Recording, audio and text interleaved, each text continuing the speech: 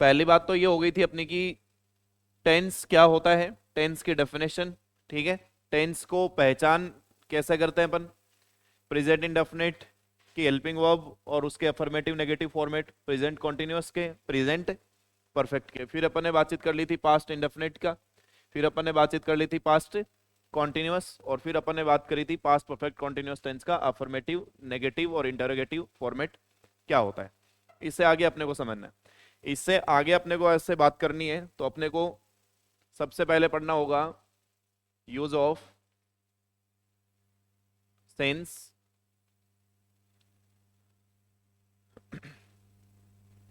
And for. पहले अपन ये देखेंगे कि सिंस का यूज कहाँ होता है और फॉर का यूज कहाँ होता है, इन दोनों में फर्क क्या होता है ना। और इम्पोर्टेंट ये कॉन्सेप्ट होता है, यहाँ से अच्छे खासे सवाल बनते हैं अलग अलग तरीके के। तो सबसे पहले तो मैं आपको ये बता दूं कि सिंस जो है बच्चों, आप सब बचपन से लेकर के अब तक सिंस के बारे में एक बात जानते हैं। आप सबने कहा है कि सिंस जो है वो क्या होता है सर? पॉइंट ऑफ टाइम को दिखाने के लिए यूज होता है। किसको दिखाने के लिए यूज होता है? Point of time. लेकिन मुद्दा ये है कि पॉइंट ऑफ टाइम क्या होता है ये अपन नहीं समझ पाते हैं, है ना। ये तो अपने को पता है, ये तो अपने को पता रहता है कि पॉइंट ऑफ टाइम के लिए सिंस यूज होता है, लेकिन पॉइंट ऑफ टाइम को कैसे समझेंगे इसमें अपने को समस्या आ जाती है। ध्यान से सुन लेना, समझ लेना। सबसे पहले तो अपन वो सब चीजें देखते हैं कि कौन कौन सी चीजें पॉइंट ऑफ टाइम बन सकती हैं, कौन सी ऐसी चीजें हैं जो क्या बन जाएंगी पॉइंट ऑफ टाइम। तो इसके लिए सबसे पहले आपको एक चीज ध्यान में रखनी है, आपके जो पार्ट्स ऑफ डे होता है, पार्ट्स ऑफ डे यानी दिन के जितने भी हिस्से होते हैं, मतलब हमारा दिन जो है वो पूरा एक दिन 24 घंटे से मिलकर के बनता है ना। तो अब इन 24 घंटे को 4 पार्ट में डिवाइड किया जाता है। कितने पार्ट में डिवाइड किया जाता है? 4। 6 घंटे की मॉर्निंग होती है, 6 घंटे की नून होती है यानी दोपहर, 6 घंटे की शाम होती है, और 6 घंटे की रात होती है। इस तरीके से टोटल कितने आवर्स हो गए? 24 आवर्स। इसको अंदर रखो अगर फोन है तो, है क्या? बैग में डाल लो इसको। ठीक है, कितने घंटे होते हैं टोटल? 24 आवर्स होते हैं। ठीक है, तो आपके ये दिन के जो हिस्से हैं कौन कौन से? मॉर्निंग, मॉर्निंग के अलावा नून, नून के अलावा इवनिंग, और इवनिंग के अलावा नाइट। ये जो चारों चीजें होती हैं, इन चारों चीजों को अपन पॉइंट बोलेंगे। क्या बोलेंगे? ये आपके पॉइंट्स होते हैं। तो इनके साथ कौन आता है? Since. Since morning, since evening, since night, since noon. इनके साथ क्या आएगा आपका? सिंस का यूज होगा। समझ गए मेरी बात? हम पहले ये पढ़ रहे हैं कि दुनिया के अंदर ऐसी कौन कौन सी चीजें हैं जो क्या कर सकती हैं? पॉइंट बन सकती हैं। तो सबसे पहला काम हमारे पास क्या है? दिन के चारों हिस्से क्या होते हैं? पॉइंट होते हैं। दिन के चारों हिस्से क्या होते हैं? पॉइंट। इसके बाद में दूसरा जो हिस्सा है, दूसरा जो पॉइंट है आपका, नेम ऑफ डे, कोई डेट या कोई ईयर।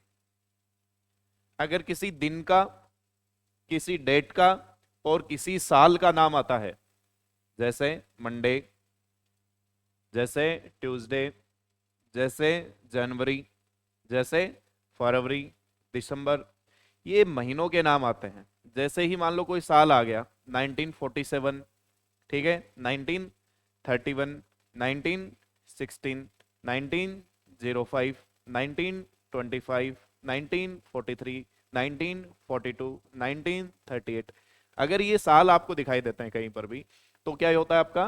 पॉइंट ऑफ टाइम होता है। जैसे, तो इनके साथ भी कौन आएगा? Always since. जैसे सिंस मंडे, जैसे सिंस 1947,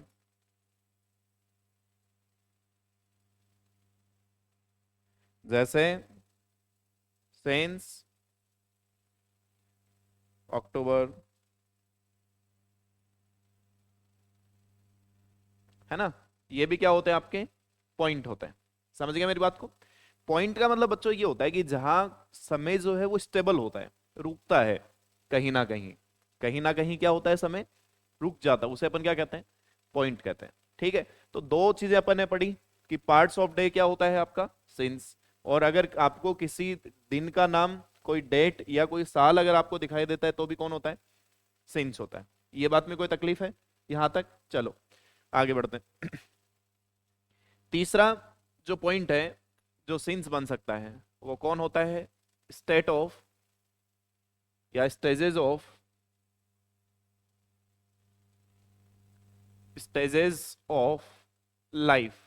आपकी जिंदगी की जितनी भी स्टेजेस होती हैं, अवस्थाएं जितनी भी होती हैं, वो भी कौन होता है, सिंस होता है। अब लाइफ की स्टेजेस क्या क्या होती हैं, जैसे चाइल्डहुड, चाइल्डहुड जैसे अडल्टहुड। ठीक है। ये आपकी क्या होती हैं, जीवन की स्थितियां होती हैं, स्टेजेस होती हैं कि आज इंसान सबसे पहले जन्म लेता है ना, बचकाना होता है चाइल्डहुड, फिर वो थोड़ा जवान होता है तो अडल्टहुड आता है, ठीक है, फिर ओल्ड एज आता है ना। ये आपकी क्या होती है, लाइफ की स्टेजेस होती हैं। तो ये भी क्या होती हैं, आपकी पॉइंट्स होती हैं। ये भी क्या होती हैं, पॉइंट। तो इनके साथ भी कौन आता है, हमेशा सिंस का यूज होता है। Since my childhood, since his adulthood, है ना। ये भी क्या होता है आपका, क्या होता है, हाँ। इसके अलावा जो चौथा है वो होता है कोई इवेंट, या अगर ओकेजन की आप बात करते हो, इवेंट या ओकेजन की जब आप बात करते हो तो वो भी क्या होता है आपका, पॉइंट होता है। जैसे सिंस हिज इंसेप्शन। इंसेप्शन का मतलब होता है जन्म। इंसेप्शन का मतलब क्या होता है, जन्म। तो किसी का पैदा होना, अब कोई आदमी पैदा होगा तो वो पॉइंट पे ही तो पैदा होगा, तभी तो तुम जन्मदिन मनाते हो, तभी तो जन्म का टाइम लिखा जाता है, समय लिखा जाता है। यानी आप वो पॉइंट के बारे में बात करते हो, किसी पर्टिकुलर पॉइंट के ऊपर कोई आदमी पैदा होता है ना। तो वो क्या है, एक इवेंट भी होता है, और वो क्या होता है, एक ओकेजन भी समझ सकते हो उसको। ठीक है। जैसे त्योहारों के नाम जो होते हैं वो भी तो ओकेजन होते हैं हमारे लिए, जैसे सेंस दिवाली, सेंस होली, है ना। तो ये सब चीजें भी क्या होती हैं, आपकी पॉइंट होती हैं। आप इस बात को समझ गए। पॉइंट इन चार के अलावा कुछ नहीं हो सकता धरती पे। ये चार चीजें हैं जो क्या बनाती हैं, पॉइंट बनाती हैं। इन चारों के अलावा कोई पॉइंट नहीं हो सकता। तो जब कभी भी आपको क्या दिखाई दे, पार्ट्स ऑफ डे दिखाई दे, तो उनके साथ क्या भरोगे, हमेशा सिंस। जब कभी भी आपको नेम ऑफ डे, डेट या ईयर दिखाई दे, तो उनके साथ भी क्या भरोगे, सिंस भरोगे। इसके अलावा आपको स्टेजेस ऑफ लाइफ अगर आपको दिखाई दे तो क्या भरोगे, सिंस भरोगे। इसके अलावा आपको अगर कोई इवेंट और ओकेजन दिखाई दे तब भी क्या भरोगे, सिंस भरोगे। तो इन चार चीजों के अलावा सिंस कहीं पर भी यूज नहीं होगा। कर पाओगे इतनी बातचीत, लिखो बच्चों।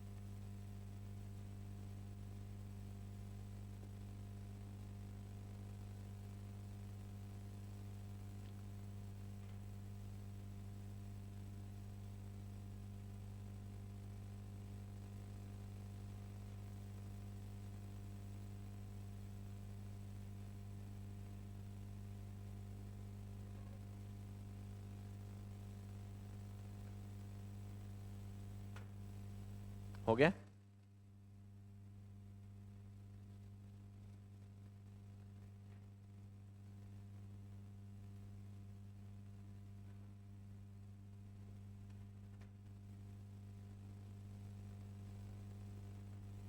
बढ़े आगे?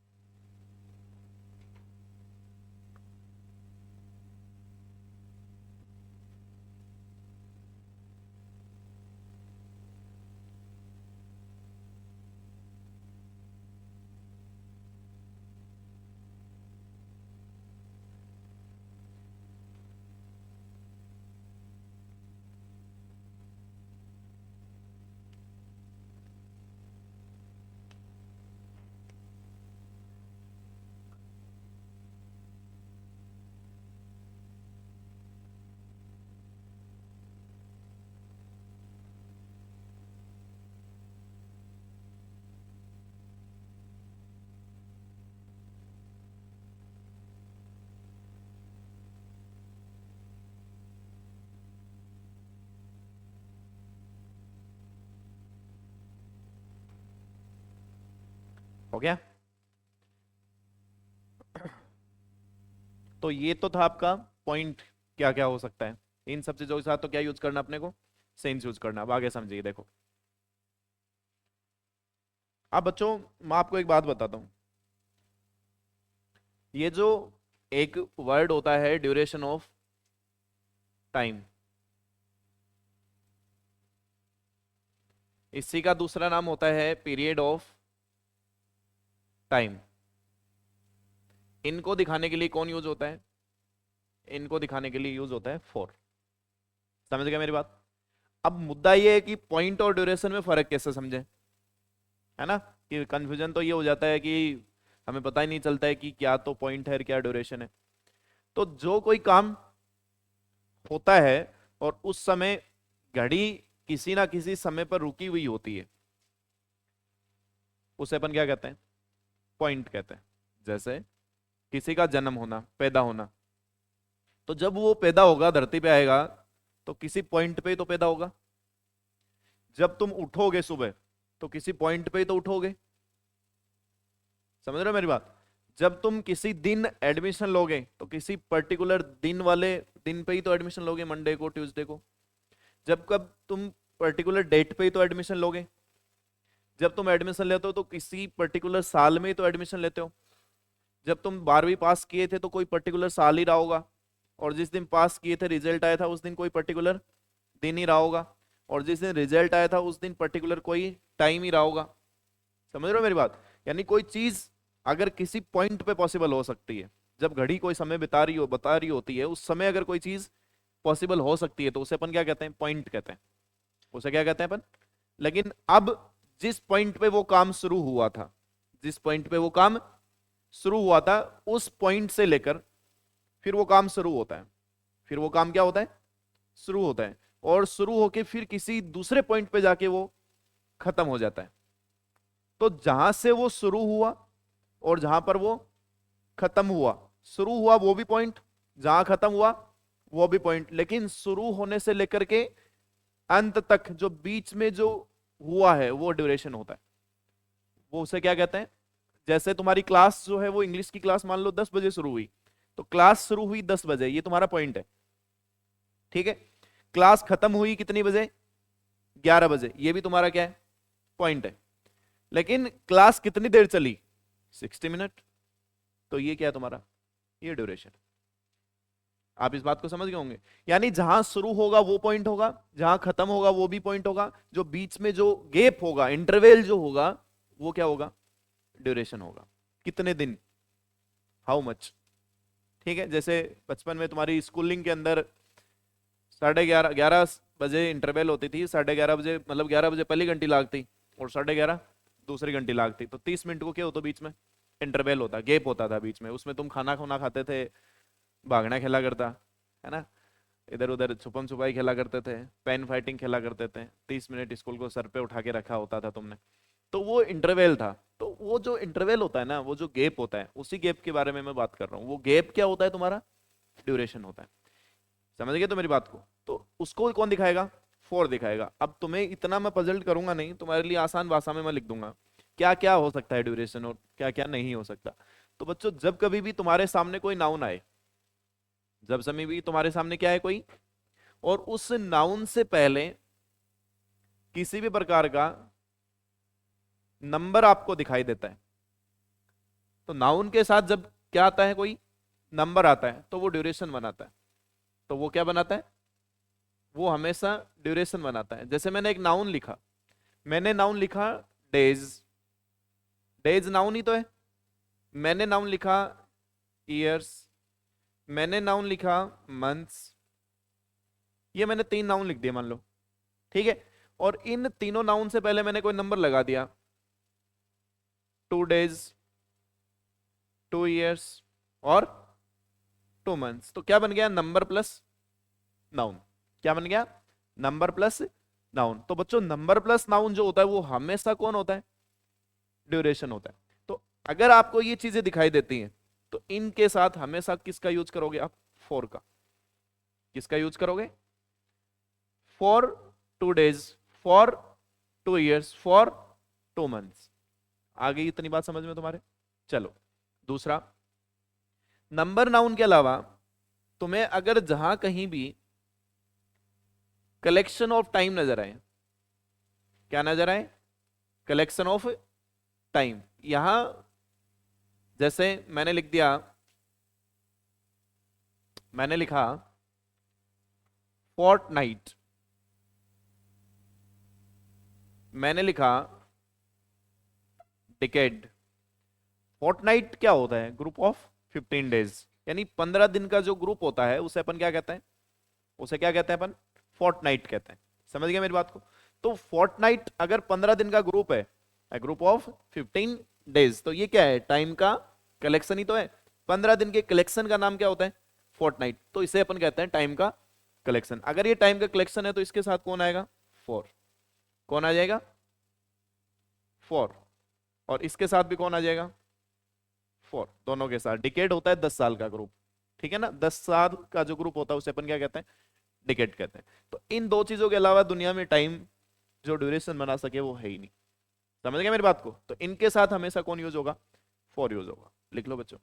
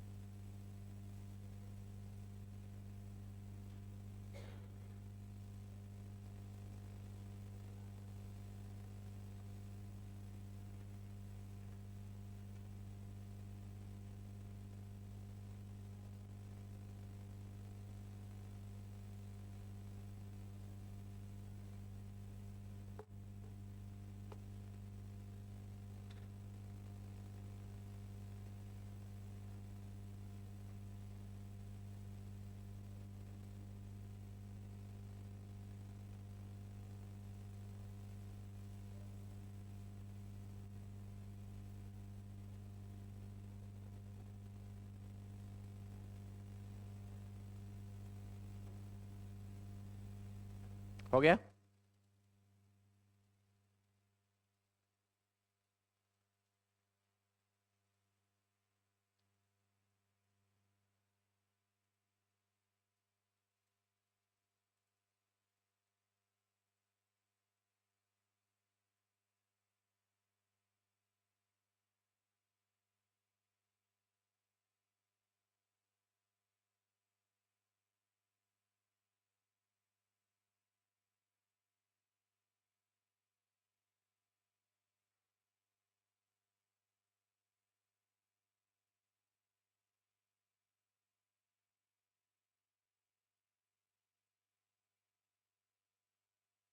हो गया बच्चों?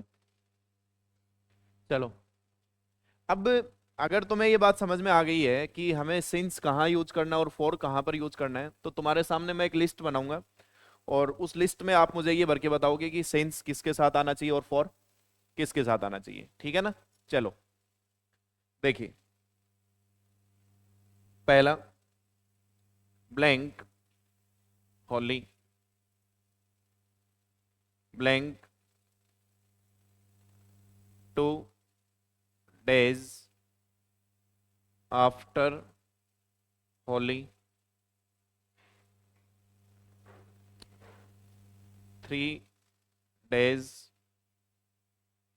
Blank morning, blank last week, blank the last week, बातें नहीं,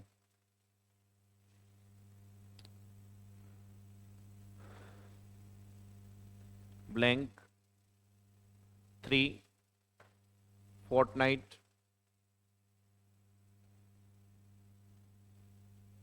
ब्लैंक बातें नहीं भाई, लॉन्ग टाइम अगो, ब्लैंक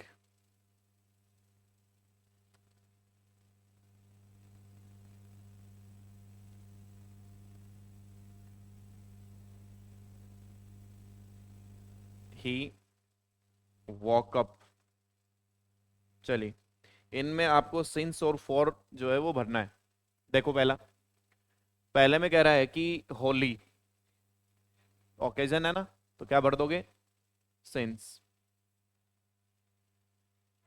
इसमें बताइए 2 days आफ्टर होली, बच्चों मेरी बात को सुनना अब, इसमें सिंस ही आएगा।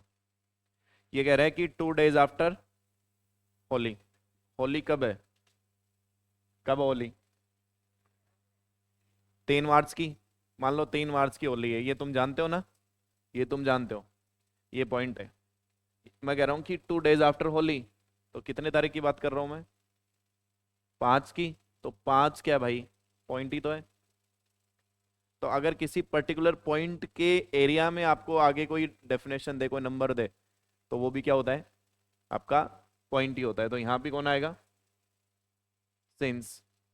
3 days, ये 4 आ जाएगा।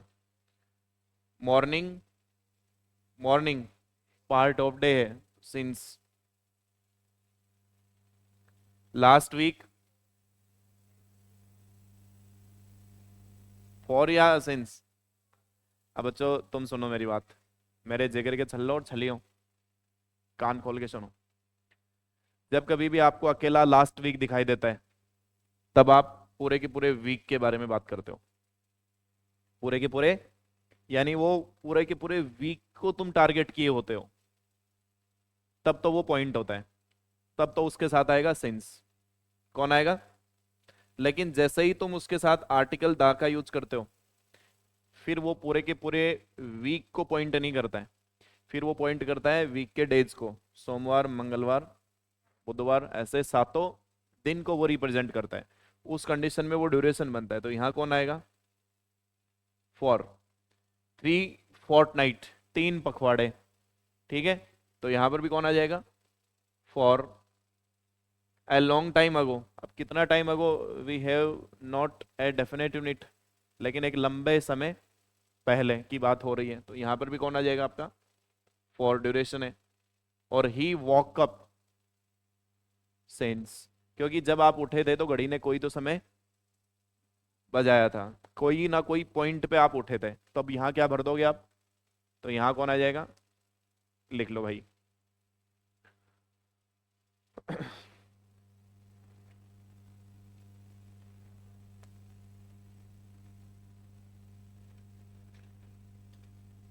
आज 11 से 12 जीके की क्लास आपकी, ठीक है। कल 11 से 12 आपकी रीजनिंग की क्लास होगी, 12 से 1 जीके की क्लास होगी, और 1 से 2 बैच नंबर एफ, जी और एच, इन तीनों बैचेज की मैथ्स की क्लास होगी। आई की नहीं, आई की मैथ्स की क्लास कितने बजे होगी, 10 से 11, जो आज हुई थी। क्लियर,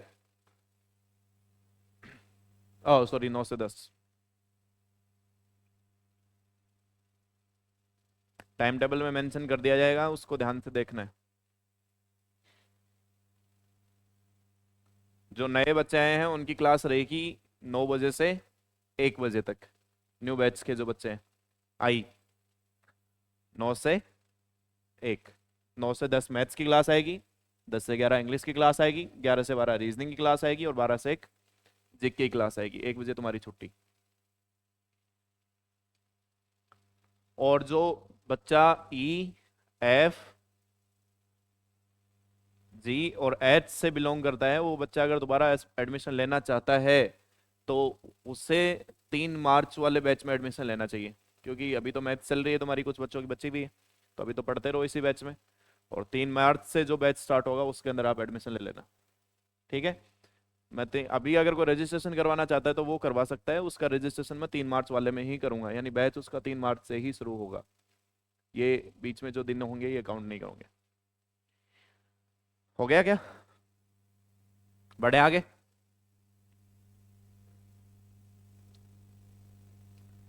चलो, अब अगर अपन सिंस और फॉर का यूज सीख गए हैं बच्चों, तो अब अपन अपना जो टेंस अपन ने छोड़ा हुआ था उसके बारे में बात कर लेते हैं। एक तो हमने छोड़ा हुआ था कौन सा? Present perfect continuous tense. बातें नहीं। प्रेजेंट परफेक्ट कॉन्टिन्यूअस टेंस का जो अफर्मेटिव फॉर्मेट होता है, भाई बातें नहीं होनी चाहिए। Pin drop silence. अफर्मेटिव जो सेंटेंस होगा उसमें सबसे पहले कौन होगा? सब्जेक्ट। सब्जेक्ट के साथ में कौन होगा? हैज और हैव। उसके साथ में कौन होगा?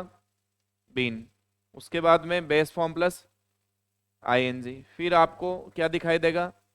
सिंस और उसके साथ में कौन दिखाई देगा? टाइम। टाइम दो तरीके का होता है, एक होता है पॉइंट ऑफ टाइम और एक होता है ड्यूरेशन ऑफ टाइम। तो अगर सिंस यूज होगा तो आगे कौन होगा?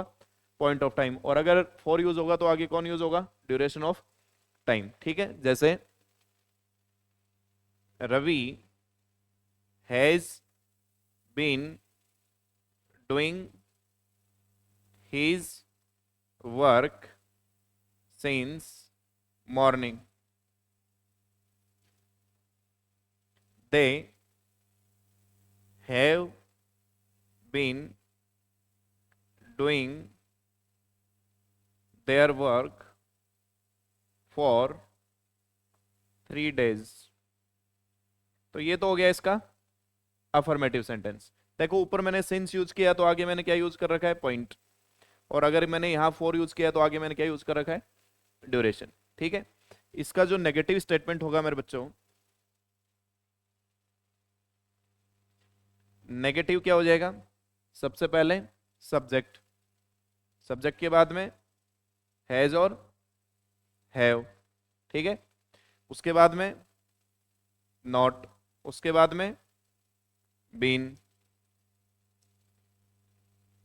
नॉट, नॉट के बाद में बीन, बीन के बाद में बेस फॉर्म प्लस आईएनजी, फिर सिंस और फॉर, सिंस और फॉर, और उनके साथ में कौन आ जाएगा? टाइम। जैसे इसी का नेगेटिव अपन बनाएंगे तो Ravi has not been doing his work since morning. ये बन जाएगा। ठीक है। लिख लो इसको।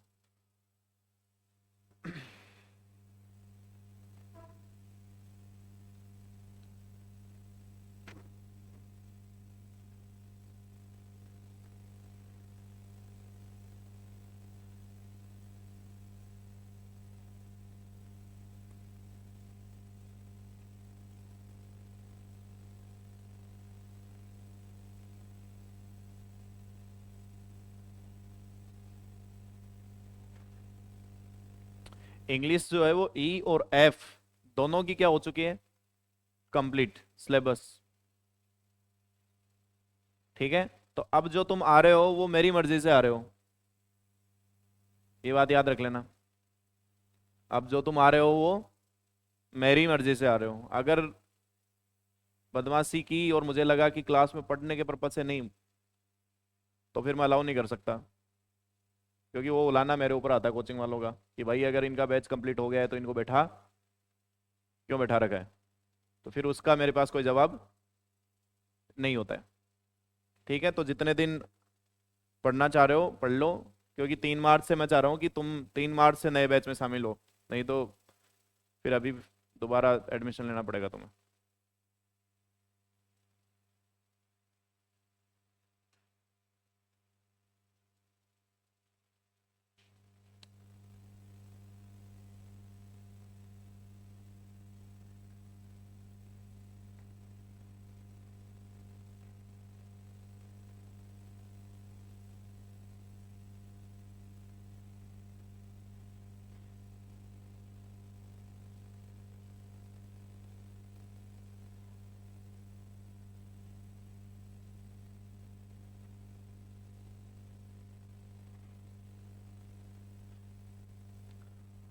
और जिनकी सिर्फ एफ बैच में मान लो मैथ्स और जीके बची भी थी ना, तो इसीलिए वो दोनों क्लासेस मैंने कहाँ करी हैं, एकदम एंड में, ताकि तुम्हारे पास ये बहाना ना रहे कि सर हम सुबह जल्दी आ जाते हैं, हमारी मैथ का टाइम खराब होता है वो होता है। तो फिर अगर आप बाकी सिलेबस अगर तुम्हारा कंप्लीट हो गया है तो सिर्फ आप मैथ्स और रीजनिंग को लेने आ सकते हैं।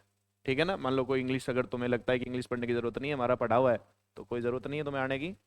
सिर्फ मैथ्स और इंग्लिश के लिए वो जीके के लिए 12 से 1 और 1 से 2, आपको 2 घंटे ही आना है, पहले नहीं आना है।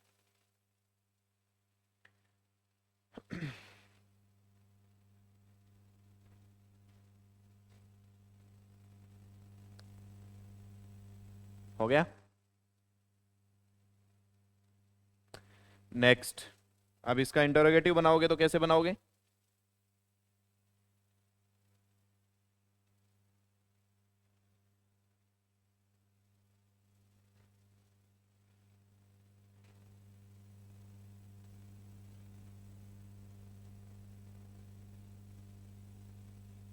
इंटरोगेटिव में क्या हो जाएगा, तुम्हारी हेल्पिंग वर्ब पहले आ जाएगी।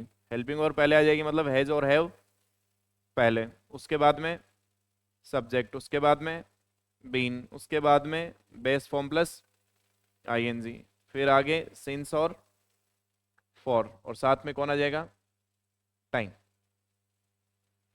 जैसे has Ravi been working here since morning, तो ये इसका इंटरोगेटिव हो जाएगा, लिख लीजिए।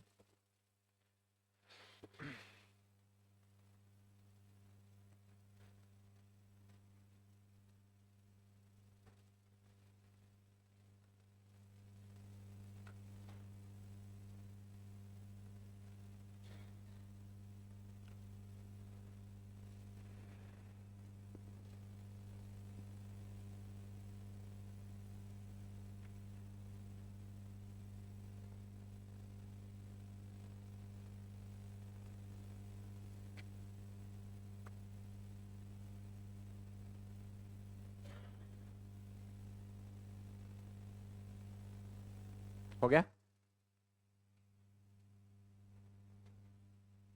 कोई आप में से है थोड़ी जो एफ बैच में किसी का कोई टॉपिक बचा हुआ है इंग्लिश का? कोई भी बच्चा आप में से, कोई भी टॉपिक जिसका नहीं पढ़ा हुआ एफ बैच, कौन सा? टेंस ये जो चल रहा है यही नहीं पढ़ा हुआ, बाकी सब पढ़े हुए हैं ना?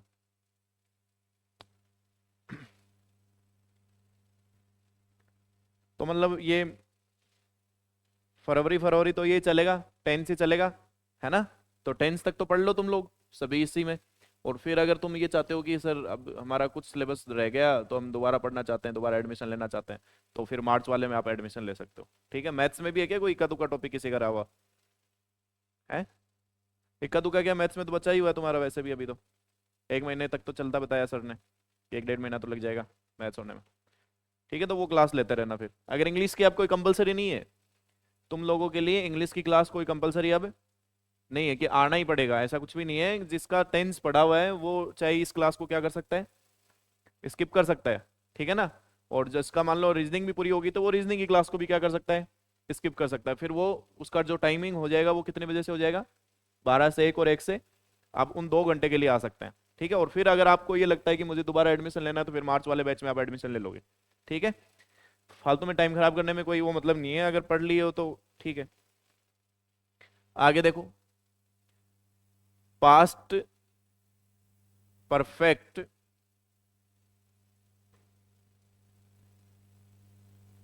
Continuous tense, past perfect continuous tense, इसमें भी वही है सेम। इसका जो अफर्मेटिव होगा,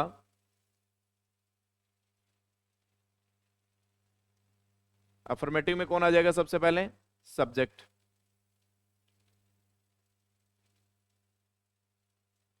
सब्जेक्ट, सब्जेक्ट के बाद में हेड आएगा इसमें, हेड के साथ में बीन, उसके साथ में बेस फॉर्म प्लस आईएनजी, फिर से वही सिंस और फॉर, और साथ में कौन नजर आएगा, टाइम। जैसे Ravi had been doing his work for 3 days। Negative बनाओगे तो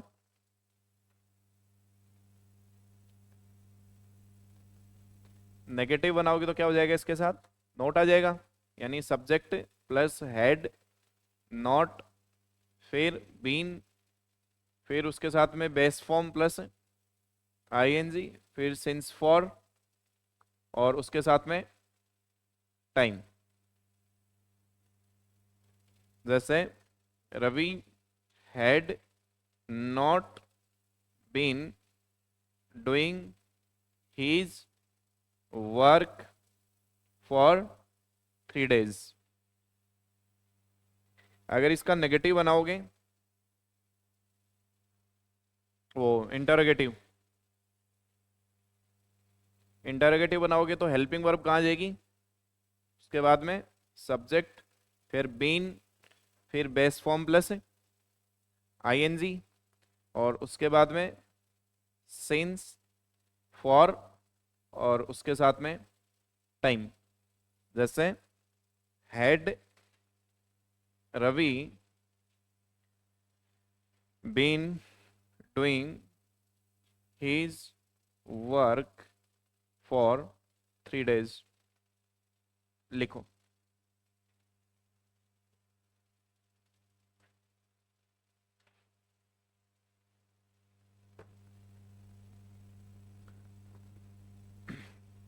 ये आपके प्रेजेंट और पास्ट के 8 टेंस के बेसिक्स के बारे में हमने चर्चा कर ली है। अब एक बच गया फ्यूचर। अब फ्यूचर के जैसे ही चारों टेंस के बेसिक्स के बारे में चर्चा हो जाएगी, फिर आपका पहला पार्ट टेंस का बेसिक्स ऑफ इंग्लिश क्या हो जाएगा, कंप्लीट। फिर दूसरा पड़ाव शुरू होगा जिसका नाम होगा analysis, comparative analysis of tenses, यानी present indefinite versus present continuous. लंबा है टॉपिक, थोड़ा सा लेंथी है, चलेगा।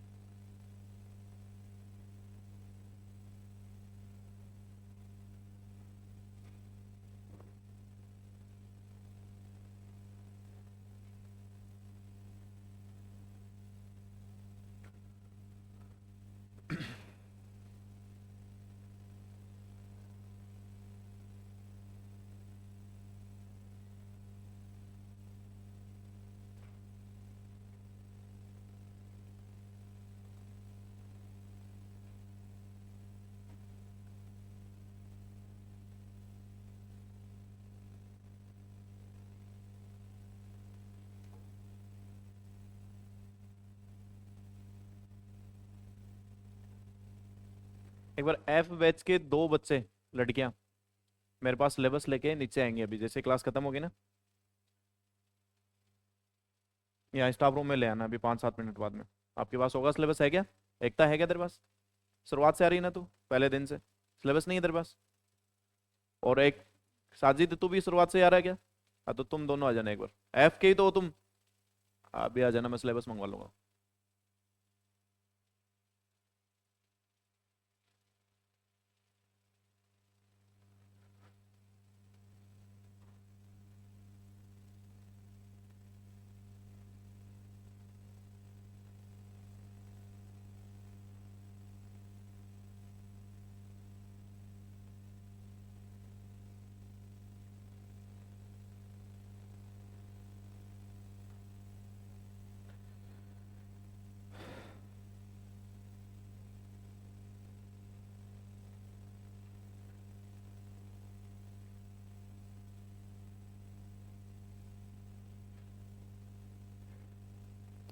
लिख लिया बच्चों?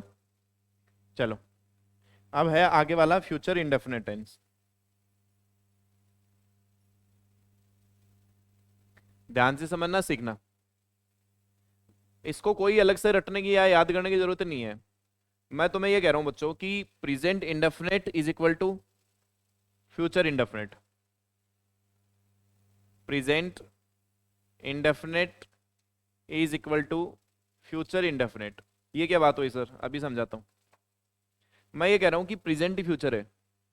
प्रेजेंट ही क्या है? फ्यूचर है। जो हेल्पिंग वर्ब्स प्रेजेंट की होती हैं वही हेल्पिंग वर्ब्स किसकी होती हैं? फ्यूचर की होती हैं। तो फिर दो नाम क्या है, ये इसको समझना। मैंने ये लिखा, रवि वर्क्स ऑन टाइम। अगर मैं आपसे ही पूछूं इसमें कौन सा टेंस है, तो आप क्या बताओगे? कौन सा टेंस है? बोले सर फर्स्ट फॉर्म के साथ ऐसे ये सही, इसका मतलब ये टेंस कौन सा है? प्रेजेंट टेंस, प्रेजेंट इंडेफिनिट है इसमें। अब ध्यान से समझना बच्चों, आपके पास दो मॉडल है, दो मॉडल है, जिसमें से एक मॉडल तो आती है आई और वी के साथ, उसका तो नाम क्या होता है? आई और वी के अलावा जितने भी सब्जेक्ट बच गए, अदर जितने भी सब्जेक्ट्स बच गए, उनके साथ कौन आता है? विल। बस आपको ये बात ध्यान में रखनी है, और इसी बात से आपके सारे फ्यूचर के टेंस बन जाएंगे। मुझे ये प्रेजेंट इंडेफिनिट का सेंटेंस दिखाई दे रहा है, मुझे इसे फ्यूचर इंडेफिनिट बनाना है। मैं क्या करूंगा? कुछ भी हटाना नहीं है मुझे, सिर्फ एक मॉडल ऐड करनी है। तो सब्जेक्ट का क्या रह जाएगा? रवि का क्या रह जाएगा? रवि की वजह से मॉडल सेल आनी चाहिए या विल आनी चाहिए? सब्जेक्ट की वजह से तुम्हें एक मॉडल लगानी है। तो मैंने क्या कहा, आई और वी के साथ सिर्फ कौन आता है? सेल। बाकी सभी सब्जेक्ट के साथ कौन आता है? तो रवि की वजह से कौन आ जाएगा? और आपको पता है कि मॉडल्स जो होती हैं, मॉडल के बाद में हमेशा कौन आता है? बेस फॉर्म आता है। कौन आता है? Base form. तो यहां पर आप वर्क की बेस फॉर्म क्या हो जाएगी? वर्क। तो रवि विल वर्क ऑन, ये कौन सा टेंस बन गया? फ्यूचर इंडेफिनिट टेंस बन गया। ये आपका क्या बन गया? यानी अब इसका जो अफर्मेटिव फॉर्मेट है उसको अगर तुम याद करना चाहो तो ऐसे कर सकते हो कि बोले सर कौन आएगा सबसे पहले? अफर्मेटिव में सबसे पहले कौन आएगा? सब्जेक्ट। कौन आएगा? अकॉर्डिंग टू सब्जेक्ट कौन आ जाएगा? विल और सेल। विल तो कब आएगा? आई और वी को छोड़ करके, यानी आई और वी के साथ तो कौन आएगा? बाकी जितने भी सब्जेक्ट बच गए उनके साथ कौन आएगा? उनके बाद में हमेशा वर्ब की बेस फॉर्म। फिर कौन आ जाएगा? ये आपका फ्यूचर इंडेफिनिट का क्या बन गया? अफर्मेटिव। जैसे आई सेल डू दिस वर्क, मैं इस काम को कर लूंगा। ऐसे मैंने कह दिया ही ही विल गो देयर, वो वहां जाएगा। तो ये क्या बन गया आपका फ्यूचर इंडेफिनिट का अफर्मेटिव। इसका नेगेटिव बनाओगे, नेगेटिव बनाओगे तो क्या आ जाएगा? नेगेटिव बनाओगे तो सबसे पहले कौन आ जाएगा? सब्जेक्ट। उस सब्जेक्ट के बाद में कौन आ जाएगा? विल और सेल। फिर कौन आ जाएगा? और यहां कौन आ जाएगी तुम्हारी वर्ब की बेस फॉर्म। और फिर कौन आ जाएगा यहां पर? ऑब्जेक्ट। ये नेगेटिव आ गया। और इंटरोगेटिव बनाओगे तो, इंटरोगेटिव बनाओगे तो विल सेल कहां जाएगा? पहले आ जाएगा। अगर विल सेल पहले आएगा तो पहले लिख देंगे। उसके बाद में यहां कौन आ जाएगा? सब्जेक्ट। सब्जेक्ट के बाद में कौन आ जाएगा? वर्ब की बेस फॉर्म। और फिर कौन आ जाएगा तुम्हारा? ऑब्जेक्ट। इसके नेगेटिव और इंटरोगेटिव तुम बना लेना। लिख लो।